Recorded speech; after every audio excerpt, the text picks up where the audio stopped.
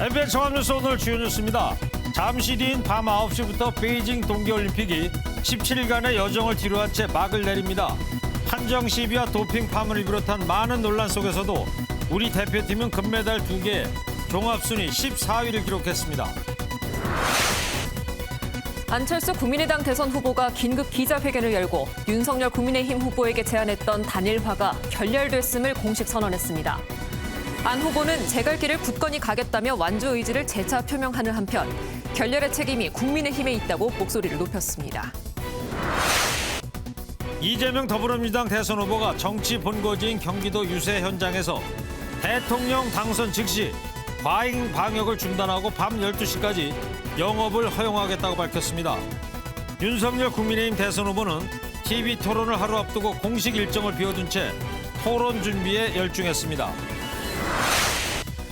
오늘 새벽 경기도 오산에 있는 한 빌딩과 세종시의 한 건설 현장 사무실에서 원인을 알 수 없는 화재가 발생했습니다. 건조하고 바람도 강하게 부는 날씨 탓에 오늘 하루 전국 곳곳에서 화재가 잇따랐습니다. 오미크론의 영향으로 주말에도 코로나19 신규 확진자 수가 사흘째 10만 명대를 기록하며 폭증세를 이어갔습니다. 약국마다 만일에 대비해 가정 상비약을 미리 준비해두려는 시민들로 북적였습니다. 50년 만에 최악의 강수량으로 양파와 마늘 같은 월동작물들이 말라 죽고 있습니다. 다음 달까지도 극심한 겨울 가뭄이 계속될 전망인데 밥상 물가를 들썩이게 할까 우려가 커지고 있습니다. 여러분 안녕하십니까? MBN 종합뉴스입니다. 안철수 국민의당 대선 후보가 단일화 결렬을 선언하고 나의 길을 가겠다고 했습니다. 일주일 전 윤석열 국민의힘 후보를 향한 단일화 제안을 거둬들이고 대선 완주를 밝혔습니다. 안 후보는 일주일간 답을 기다렸지만 들을 수 없었다며 결렬 책임은 윤 후보와 국민의힘에 있다고 강조했습니다. 첫 소식 노태현 기자가 전해드립니다.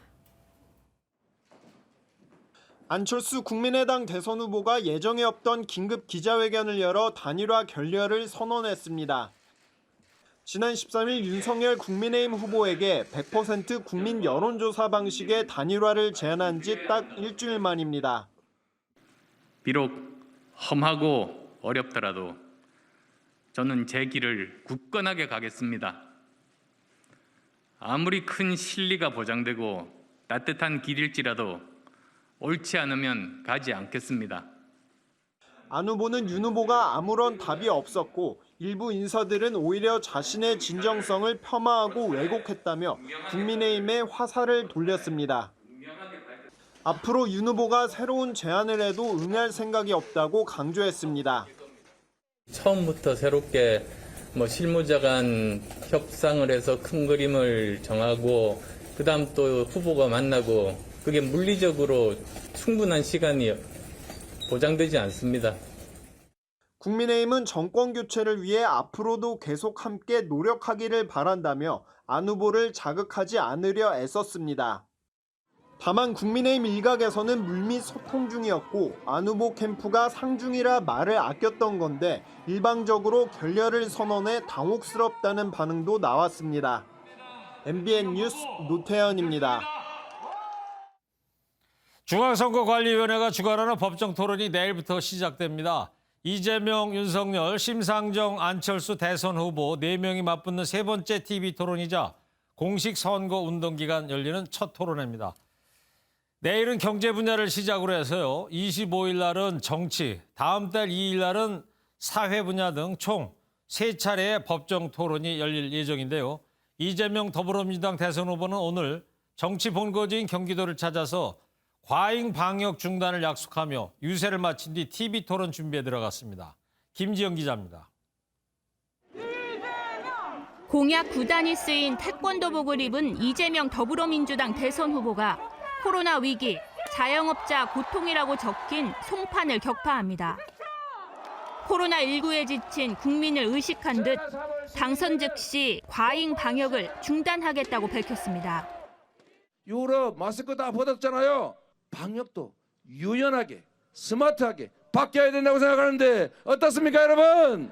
제가 3월 10일이 되면 곧바로 시행하겠습니다. 3차 부스터 접종 받으신 분들은 밤 12시까지 식당 다니고 당구도 좀 치고 또 국민의힘이 방역지원금 추경안 처리를 발목 잡게 했다고 공격하며 자영업자, 소상공인에게 300만 원씩 보장하겠다고 강조했습니다. 이재명이 있기 전에 대한민국과 이재명이 대통령인 대한민국은 완전히 다를 것입니다, 여러분. 더 나쁜 정권 교체, 우리의 삶에 무슨 관계가 있습니까? 우리의 삶을 더 망치지 않습니까? 윤석열 국민의힘 대선 후보를 아마추어에 빗대 유능한 리더 이미지를 부각시켰습니다. 아마추어가 국가 경영을 맡으면 나라가 망합니다. 국정은 연습하는 자리가 아닙니다, 여러분. 5,200만의 운명을 걸고 이 대한민국의 운명을 걸고 시험 연습하시겠습니까, 여러분? 이 후보는 또 1기 신도시 재건축과 리모델링 기준을 완화하는 노후 신도시 특별법을 제정해 막힌 규제를 뚫겠다고 약속했습니다. MBN 뉴스 김지영입니다. 윤석열 국민의힘 대선 후보는 공식 선거운동 첫 주말에 공개 일정도 잡지 않고 내일 첫 법정 TV 토론회 준비에 매진했습니다. 윤 후보 측은 내일 토론회에서 혁신 성장과 맞춤 복지를 강조할 것이라고 밝혔습니다. 이상은 기자입니다. 윤석열 국민의힘 대선 후보는 내일 경제 분야 법정 TV 토론에서 역동적 혁신 성장과 생산적 맞춤 복지를 강조할 예정입니다. 문재인 정부의 부동산 실패와 소득 주도 성장 정책도 정조준할 계획입니다. 국민의힘 선대본부 관계자는 민주당이 뒤집어 씌운 경제에 약한 후보 이미지를 이번 기회에 벗어던질 것이라고 강조했습니다. 또 이재명 후보의 경제 정책 구상이 4차 산업혁명 시대에 전혀 맞지 않다는 점도 보여줄 것이라고 말했습니다. 이 후보의 옆집 캠프 의혹 등은 선제 공격하지 않을 것으로 알려졌지만 네거티브 공격이 들어오면 맞대응할 계획입니다. 옆집 캠프라고 하는 새로운 의혹까지 불거진 상황에서 아마 이재명 후보가 공세로 전환해서 토론을 이끌어가기는 어려울 것이고 더 중요한 것은 대한민국의 먹거리, 일자리. 윤 후보는 SNS를 통해 우크라이나 교전과 관련해 우리 국민의 안전이 시급하다며 정부의 안전 조치를 요청했습니다. 또 미국이 유럽에 집중하는 사이 북한이 도발할 가능성이 있다며 물샐 틈 없는 한미연합 방위 태세 강조로 보수표 결집을 시도했습니다. MBN 뉴스 이상입니다. 유권자들이 궁금한 공약을 빅데이터로 고르고 검증하는 공약 빅데이터 분석 시간입니다. MBN 공약 검증팀의 키워드 분석 결과 부동산 분야에서 우리 국민은 임대차 3법, 부동산 정책, 세제 등이 상위권을 차지했습니다. 조창 기자입니다. 여야 대선 후보들은 현 정부가 수요 억제에만 치중해 집값 잡기에 실패했다며 주택 공급을 대폭 늘리겠다고 강조합니다. 하지만 방법에는 차이가 있습니다. 공공위주의 공급을 앞세운 이재명 더불어민주당 대선 후보는 140만 호를 기본주택으로 짓고 김포공항 근처에 9만 호, 그리고 1호선 지하화를 통해 8만 호 등을 공급하겠다고 밝혔습니다. 다만 박근혜 정부 당시에도 철도 역사 위로 공공주택을 공급하려다 실패했다는 점에서 실현 가능성을 두고 의문이 제기됩니다. 그리고 2사 대책에서 나온 공공주도의 주택 공급 대책도 지역 주민들 반발이 큰 상황입니다. 그래서 무리하게 밀어붙이는 사업들은 굉장한 시간이 걸리거나 그 사업 자체가 무산될 가능성이 커 보입니다. 민간 분야 200만 호 공급을 약속한 윤석열 국민의힘 후보는 재건축, 재개발 규제를 대폭 풀겠다는 입장이지만 다수 의석을 가진 더불어민주당이 반대할 가능성이 있습니다. 용적률을 500%로 높여 역세권에 20만 호를 공급하는 역세권 첫집 주택도 우려가 나옵니다. 그러니까 분당 신도시의 2배 정도의 가구가 늘어난다. 이렇게 보시면 도로 교통, 교육 이런 부분이 같이 검토되어서 동시에 같이 충족되어야 되는 거거든요. 심상정 정의당 후보는 1인당 최저 주거 면적을 14제곱미터에서 25제곱미터로 상향하고 수도권에 최대 25만 호의 공공주택을 공급할 계획입니다. 안철수 국민의당 후보는 토지임대부주택 100만 호 반값 공급을 통해 전국민 주택 보유율 80%를 약속했습니다. 부동산 전문가들은 인구 감소가 현실화한 상황에서 주택 공급 과잉에 대한 대비가 없다는 점은 아쉽다는 평가도 내놓았습니다. MBN 뉴스 조창훈입니다.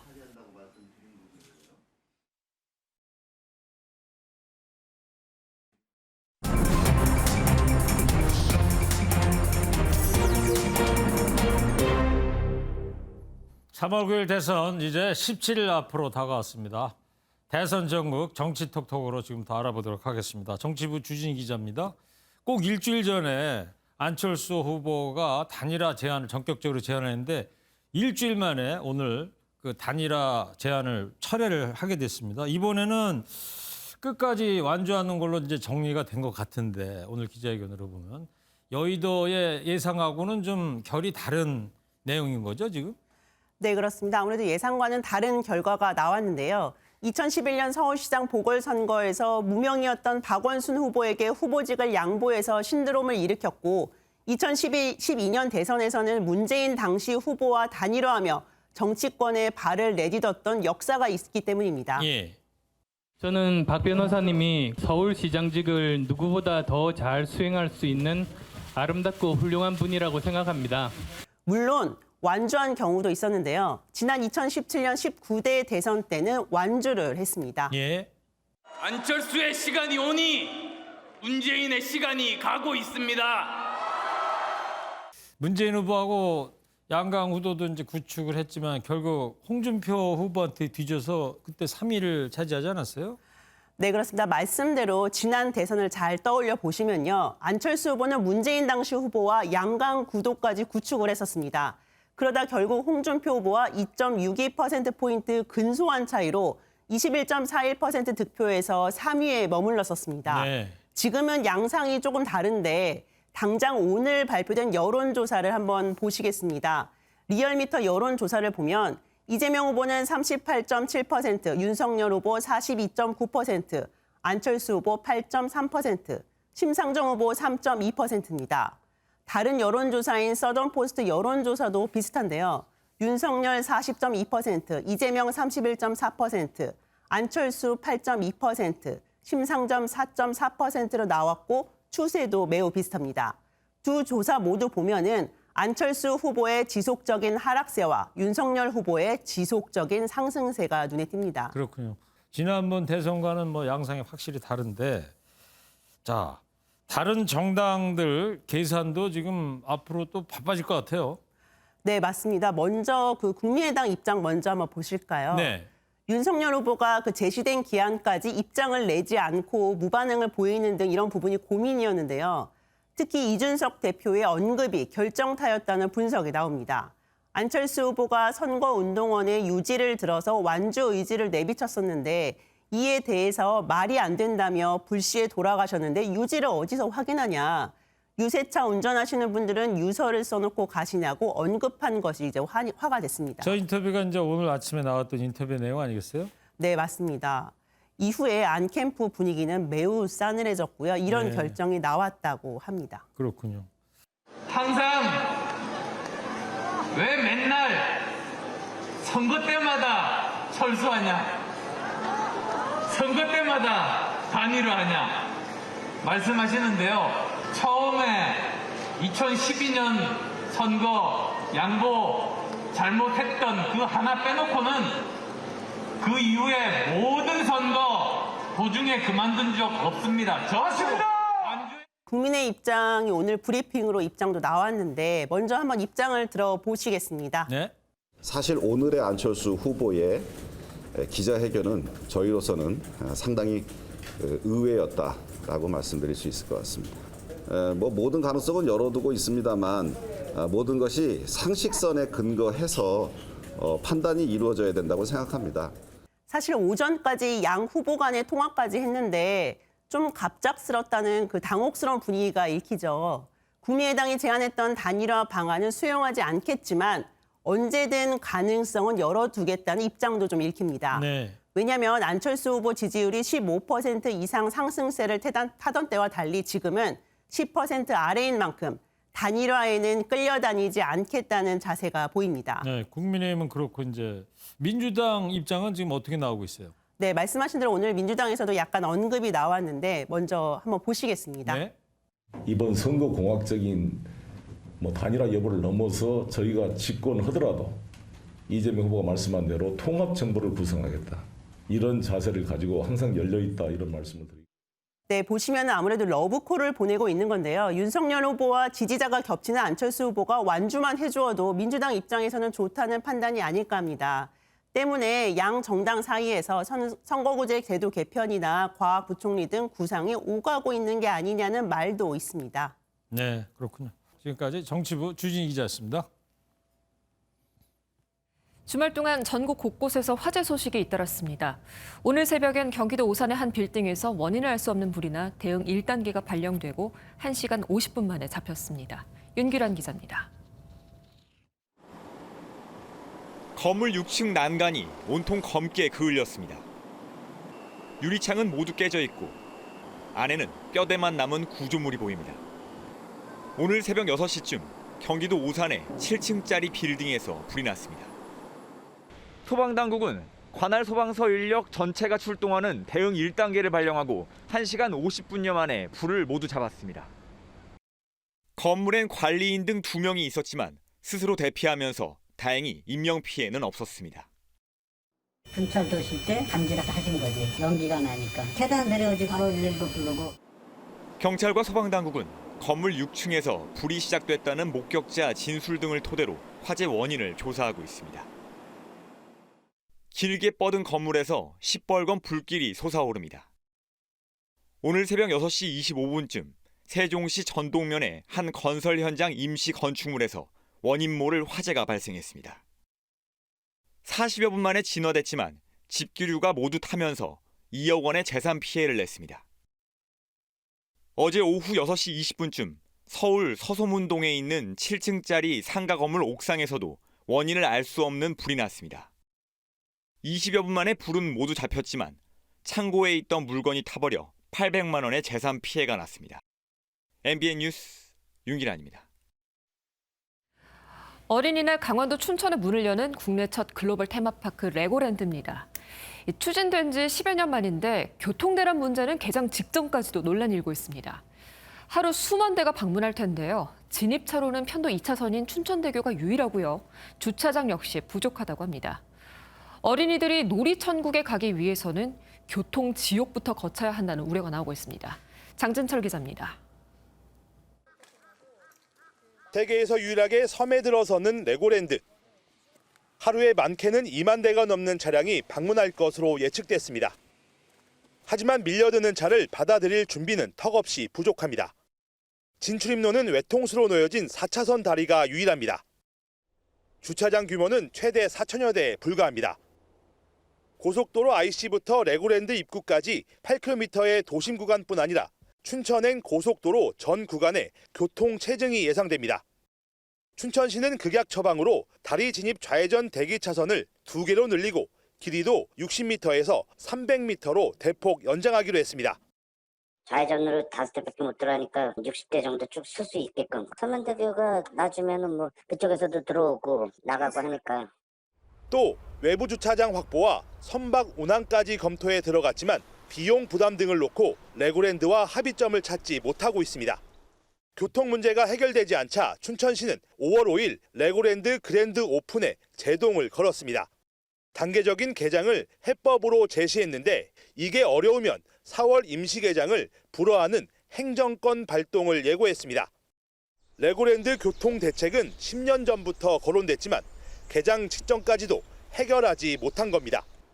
10년 동안 이게 아무리 그 도에서 주축이 돼서 진행됐다 하더라도 계속 지속적으로 좀 이렇게 소통을 했어야 되는데 교통난을 해소할 반대편 다리는 5년 뒤에나 완공되고 제2경춘국도와 연결하는 건 10년 후에나 가능해집니다.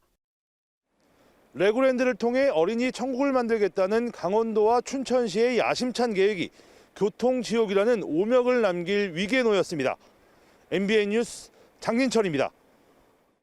가뜩이나 코로나19로 어려운 자영업자분들을 2번 울리는 신종 사기가 최근 늘고 있습니다. 질병관리청을 사칭해서 지원금을 준다며 돈을 빼가고요. 또 휴대전화 유심칩을 복제하는 수법도 있다고 하니까 각별히 주의하시기 바랍니다. 이혁근 기자입니다. 얼마 전 코로나19에 지친 한 자영업자는 질병관리청 역학조사관이라는 사람에게 전화를 받았습니다. 가게에 확진자가 방문해 방역지원금 대상자로 선정됐다며 지원금을 줄 테니 신분증과 신용카드 사진을 보내라는 내용이었습니다. 자영업자가 사진을 보내자 악몽이 시작됐습니다. 질병관리청 사이트라며 보내준 주소를 누르자 휴대전화 안에 보관 중이던 계좌번호 정보가 털렸고 해외에서 수백만 원이 인출된 겁니다. 정부 기관이나 금융기관은 신분증이나 그리고 신용카드, 계좌번호 이런 금융정보나 개인정보를 요구하지 않습니다. 휴대전화 유심칩을 몰래 복제해 금융자산을 훔치는 범죄도 늘어나고 있습니다. 피해 사례가 30건이 넘었고 피해액은 적게는 수백만 원에서 많게는 2억 원이 넘습니다. 현재까지 발생한 피해자는 모두 KT 이용자인 것으로 전해졌습니다. 피해자들은 공통적으로 갑자기 휴대전화가 먹통이 되고 단말기가 변경됐다는 알림을 받은 뒤 피해를 입었습니다. 다만 전문가는 KT가 아닌 다른 통신사에서도 피해자가 나올 수 있는 상황이라며 신종 해킹에 대한 각별한 주의가 필요하다고 강조했습니다. 경찰은 해킹 피해에 대한 수사에 나섰습니다. MBN 뉴스 이혁근입니다.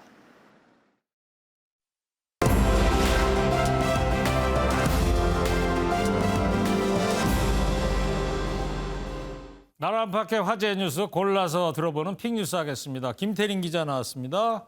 자, 첫 번째 뭡니까? 대형 여객선 화재 참사. 바다에서 여객선에 큰 불이 난 모양이죠? 네, 그렇습니다. 영상을 보시면 이렇게 바다 한가운데서 소방관들이 화재를 진압 중인데요. 예. 그리스 서부 이구메니 차항을 출발해 이탈리아 브린디시로 향하던 이탈리아 여객선 유로페리 올림피아호가 코르푸 섬 인근을 지나던 중 화재가 발생했다고 합니다. 예. 화물칸에서 불이 시작됐는데 불이 너무 빠르게 번져서 5분 만에 어떻게 손을 쓸 수 없을 정도까지 됐다고 하네요. 금방 저 전체 배로 불이 번졌군요. 승객들이 얼마나 타고 있었어요? 구조는 됐나요? 네, 이탈리아 그리말디 라인 소속인 이 여객선에는 사고 당시 승객 239명, 승무원 51명 등 총 290명이 탑승해 있던 것으로 알려졌는데요. 그리스와 이탈리아 구조대가 출동해 승객들을 대피시켰지만 현재 최소 10명이 실종 상태라고 합니다. 네. 이게 문제는 현지 일부 언론에서 배에 몰래 탄 사람들이 더 있을 것이란 보도를 내놓고 있습니다. 실제로 배에 몰래 탄 밀항자가 구조됐다는 소식도 전해졌습니다. 그러니까 피해 규모가 알려진 것보다 더 커질 수도 있다 이런 거겠네요, 지금. 예, 안타깝습니다. 다음은 학대냐 훈련이냐? 이제 무슨 얘기입니까? 네, 영상 함께 보시겠습니다. 온라인 커뮤니티에 투트베리제 훈련 방법이라고 올라온 글인데요. 투트베리제는 2022 베이징 동계올림픽 러시아 피겨 대표팀 예테리 투트베리제 코치죠. 예. 이 코치가 한 선수의 머리채를 잡고 돌리는 영상이 담겨 있는데 훈련이냐 아동학대냐 논란이 일고 있습니다. 예, 정말 정도가 좀 심한 것 같은데 이 코치 그러지 않아도 지금 올림픽 하면서 많은 논란 속에 파묻혀 있지 않습니까? 네, 맞습니다. 도핑 논란 속에 러시아 발리에바 선수가 이딴 실수 끝에 울음을 터뜨리자 옆에서 왜 포기했냐고 다그치는 모습이 카메라에 잡혔었는데요. 투트베리제 코치는 이번 대회에 출전한 러시아 여자 선수 3명을 모두 키운 전설적인 코치지만 지도 방식은 늘 논란이 되었습니다. 실제 발리에바 선수의 약물 복용도 이 코치가 주도한 것이 아니냐는 의혹도 일고 있습니다. 10대 선수들의 2차 성징을 지연시키려고 가루 음식만 먹게 하는 극단적 식이요법을 쓰고 높은 가산점이 붙는 사회전 점프를 위해 하루 12시간씩 가혹한 훈련을 한 것으로 알려져 있습니다. 자, 다음은 뭔 얘기입니까? 까마귀의 배설물 맞기? 뭔 얘기예요? 이게 일부러 맞는 건 아니고요. 네. 이렇게 영상을 보시면 까마귀 떼가 하늘을 뒤덮었습니다. 태화강 국가정원의 모습인데요. 예. 태화강 국가정원 일원은 우리나라에서 겨울을 나는 떼 까마귀 중 60% 이상이 찾는 국내 최대 월동지로 매년 10만여 마리가 머문다고 합니다. 저도 저런 장면 처음 봅니다. 네, 이게 보기엔 멋있지만 새들의 배설물 때문에 주민들은 피해를 겪고 있습니다. 예. 울산시는 이런 상황을 아예 관광객 유치를 위한 역발상 이벤트로 대응하기로 했는데요. 사전 응모한 관광객 400명에게 우비를 배포하고 관광 중에 까마귀 분변을 맞으면 5만 원 쿠폰을 준다고 합니다. 그래요? 네, 이렇게 일단 시범적으로 해보고 반응이 좋으면 연말에 본격적으로 행사를 하겠다는 계획입니다. 네, 관광 상품을 위한 역발상 이벤트군요. 예. 관광객들이 많이 찾아질지 관심을 좀 가고 있습니다. 예. 새똥 맞고 5만 원 받는다. 참 재밌습니다. 자, 오늘 빅뉴스 여기까지 듣겠습니다. 김태린 기자였습니다. 코로나19 신규 확진자 수가 사흘째 10만 명대입니다. 이제 곧 새학기 등교에 또 대선이 치러지는 3월 초에는 확진자가 20만 명에 달할 거란 전망이 나오고 있는데요. 신속 항원 검사를 두고서도 정확성 논란 계속되고 있습니다. 먼저 심가연 기자입니다. 코로나19 신규 확진자 수는 10만 4,829명. 사흘 연속 10만 명대를 기록하면서 이 추세대로라면 내일 누적 확진자는 200만 명을 넘어설 전망입니다. 위중증 환자 수는 이틀째 400명대를 기록하면서 뚜렷한 증가세로 전환했고 사망자도 하루 새 51명이 늘면서 누적 7,405명을 기록했습니다. 재택치료 환자 수도 45만 명을 넘어서며 일주일 전에 2배 규모로 늘었습니다. 더욱이 식당, 카페의 밤 10시 영업이 가능해지는 등 방역이 일부 완화되면서 새학기 등교가 시작되는 다음 달 초쯤엔 20만 명을 넘어서 정점에 도달할 거라는 예측이 나옵니다. 20만 명 전후가 아닐까 생각하는 것이 정점에 이르거나 둔화세가 확실하게 보이는 그것을 확인하고서 전면 등교를 하는 것이 옳을 것으로 보입니다. 방역당국이 주2 자가진단 권고 아래 전면 등교 원칙을 고수하고 있지만 신속 항원 키트의 정확도를 둘러싼 논란도 계속되고 있습니다. 의료진 검사 때는 정확도가 50% 미만, 개인 자가 검사는 정확도가 20% 미만으로 PCR 검사에 비해 현저히 떨어지면서 이른바 가짜 음성이 속출하고 있습니다. 정부는 내일부터 입원 예정인 환자의 보호자 1명에 대해 환자와 함께 선별진료소를 방문할 때 무료로 PCR 검사를 받도록 했습니다. MBN 뉴스 심가현입니다. 사실상 셀프 재택 치료가 시행되면서 감기약과 해열제 같은 이른바 코로나 상비약 수요가 폭증했습니다. 그 영향에 일부 약품은 품귀 현상까지 빚어지고 있고요. 산소 포화도 측정기도 물량이 부족한 상태라고 합니다. 이상혁 기자입니다. 약국 안이 손님들로 가득 찼습니다. 코로나19 재택 치료가 시행되자 상비약을 찾는 사람들이 늘었기 때문입니다. 해열제로 쓰이는 일부 약품은 동나 약국에서 찾을 수 없었습니다. 강원경이가 방송에서 그 얘기를 하니까 다 찾는 거야. 이거 낀 게 없어. 품귀 현상을 빚는 약은 같은 성분의 약으로 대체할 수 있다는 게 잘 알려지지 않아 특정 약품에만 수요가 몰린 겁니다. 손님들이 찾는 게 정해져 있어요. 약이 그렇게 많은데도. 약을 싹이 넘치는데 탈만 찾는다든가 그것만 찾잖아요. 일부 상비약을 구매할 수 없게 되자 불안해진 시민들은 상비약 구매에 나섰습니다. 지금 사람들이 많이 사러 온 것 같고 저도 지금 불안해서 지금 사러 왔거든요. 총 따지면 40개 정도 샀습니다. 네. 산소 포화도 측정기와 자가 검사 키트도 물량이 부족하긴 마찬가지입니다. 산소 포화도 측정기 있을까요? 지금 내 2개밖에 없어. 많이 하는 공급이 안 되니까. 하루에 20개밖에 안 되니까. 1시간도 안 돼서 없어졌지. 식품의약품안전처가 이번 주부터 자가 검사 키트 2,100만 명분을 공급하기로 했지만 상비약과 진단키트를 사려는 손님들로 일부 약국과 편의점은 품귀 현상의 사재기 우려도 나오고 있습니다. MBN 뉴스 이상엽입니다. 러시아 우크라이나 사태가 일촉즉발입니다. 분쟁 지역인 돈바스에서 폭격이 이어져 우리 외교부는 현지 교민에게 철수 긴급 공지를 내렸습니다. 바이든 미 대통령은 러시아의 우크라이나 침공에 대비한 긴급 국가안보회의를 소집했는데 러시아는 서방의 경고에도 불구하고 핵훈련을 실시했습니다. 워싱턴에서 최중락 특파원입니다.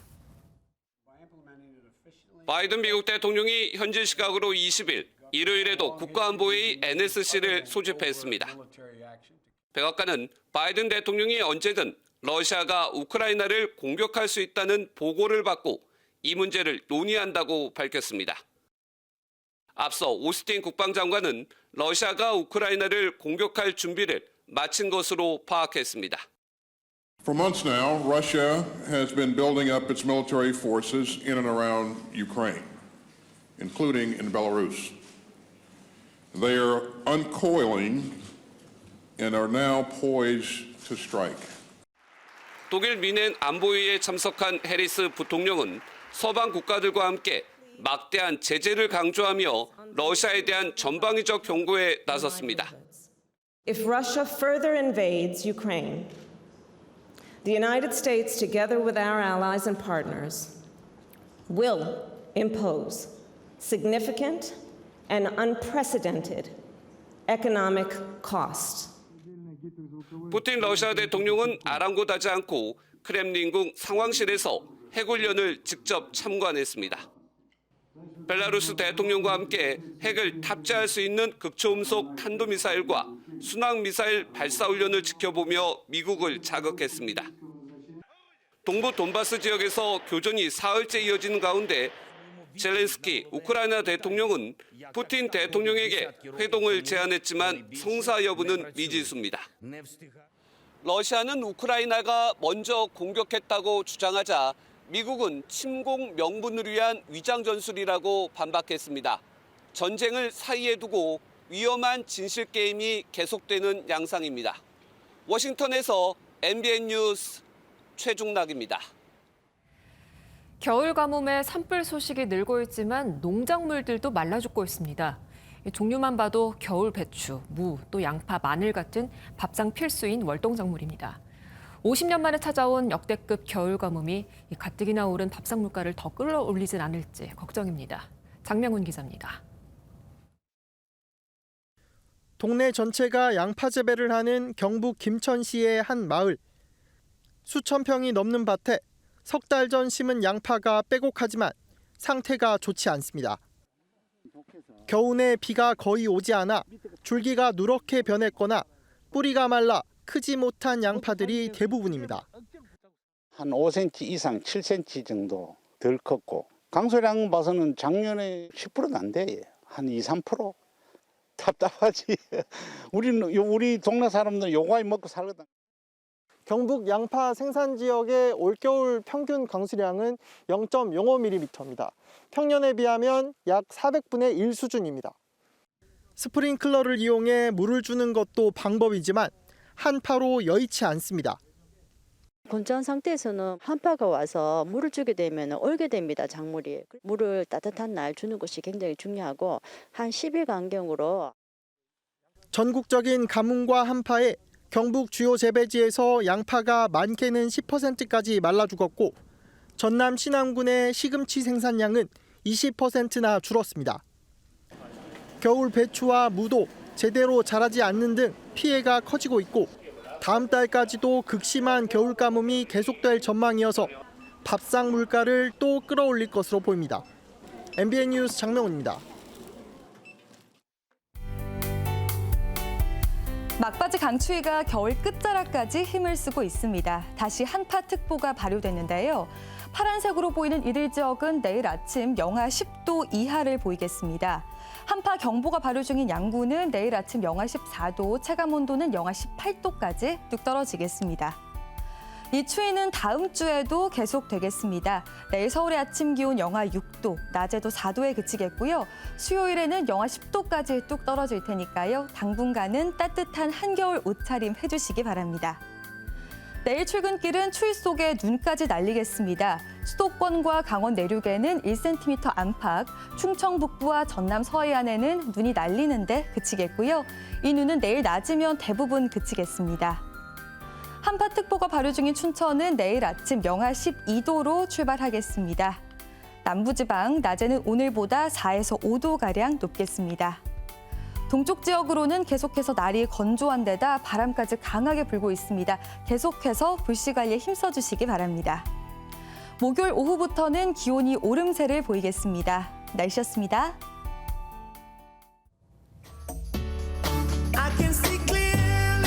지금 나오는 이 노래는 영화 쿨러닝의 주제곡이네요. 그렇죠. 네. 오늘 쿨러닝의 후예들 자메이카 봅슬레이 4인승 팀이 28개 팀 중에서 28위 했잖아요. 맞아요.